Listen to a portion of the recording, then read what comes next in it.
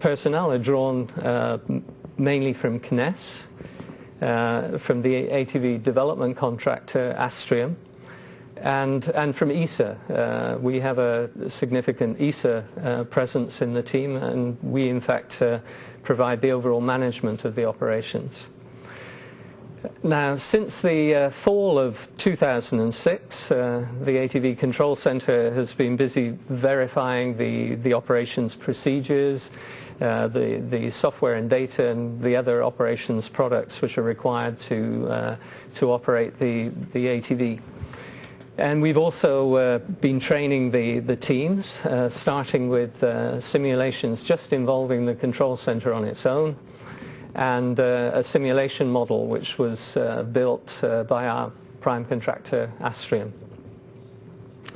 However, in mid-2007 we started a series of what we call joint integrated simulations, and these were initiated in order to exercise the operations involving the other two control centers which have a major part to play in the ATV mission.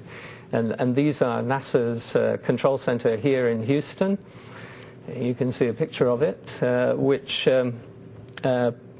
has a certain role. We all have certain roles to play in this mission. NASA has the overall International Space Station Mission Authority and coordinates all the other players involved in there you can actually see a real-time picture of the Mission Control Center Houston. It's responsible for overall station safety and for leading all the investigation of problems that we have that we may get on the station. And it also provides the communication services through the NASA TDRS communications satellite system. The other key player in, apart from ATV Control Center in this operation is the Russian Mission Control Center in Moscow, or TSUP. TSUP has the mission authority for all ATV and ISS joint operations. That's the rendezvous, the attached operations, at least the active part where we do reboost of the entire station using the ATV. The Russian Control Center also controls the entire ISS during the run-up to rendezvous and docking with the ATV, and it provides the interface to the ISS crew, who I think can't wait to get their hands on this ATV. They also, SUP also does the control of ATV while it's attached to the station performing operations such as reboost. Now, we've carried out already 9 of these joint integrated simulations.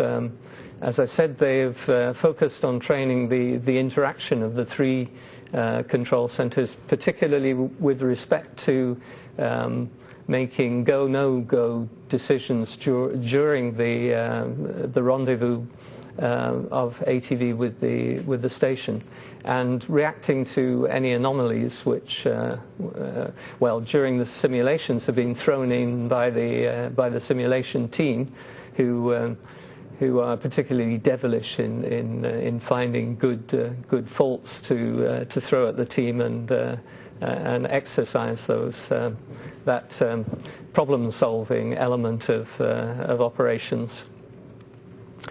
I would say these exercises have been invaluable and have created a great understanding between our 3 teams.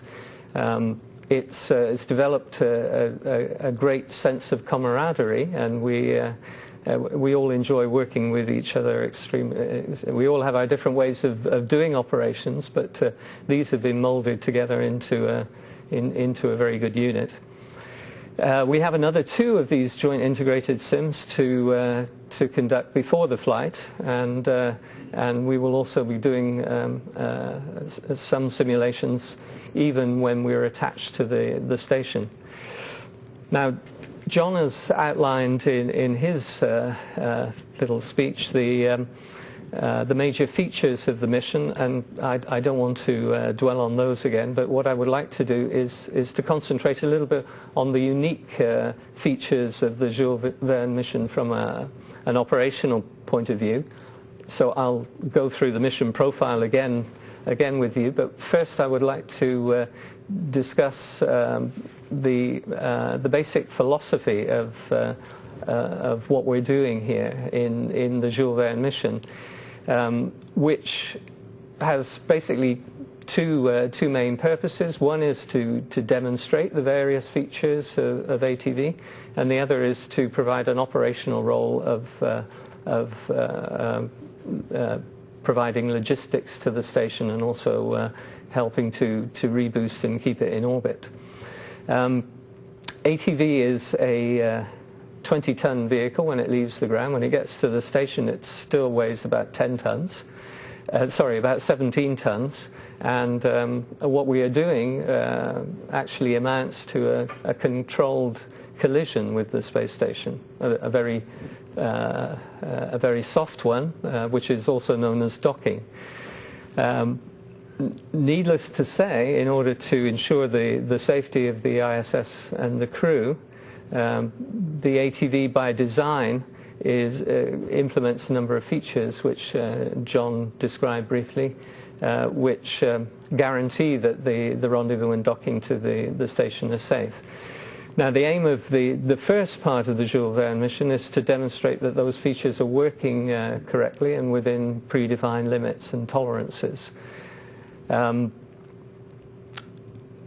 First, let me say a little bit about the different phases. They're split into the ATV launch and early orbit operations. I think we have a chart on this.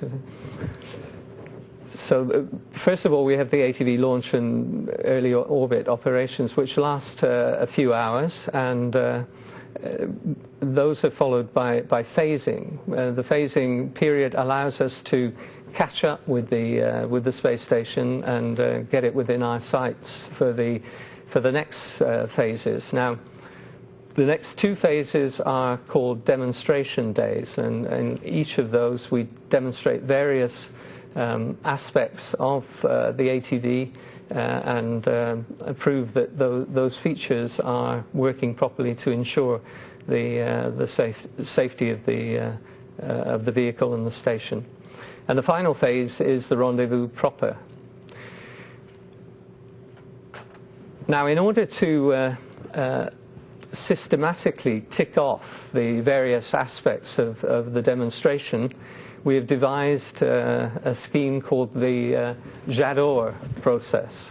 Now, JADOR stands for Joint ATV Demonstration Operations Report, an acronym which is, if you pronounce it in French, has a rather more romantic meaning, and perhaps it says a little bit about the way we feel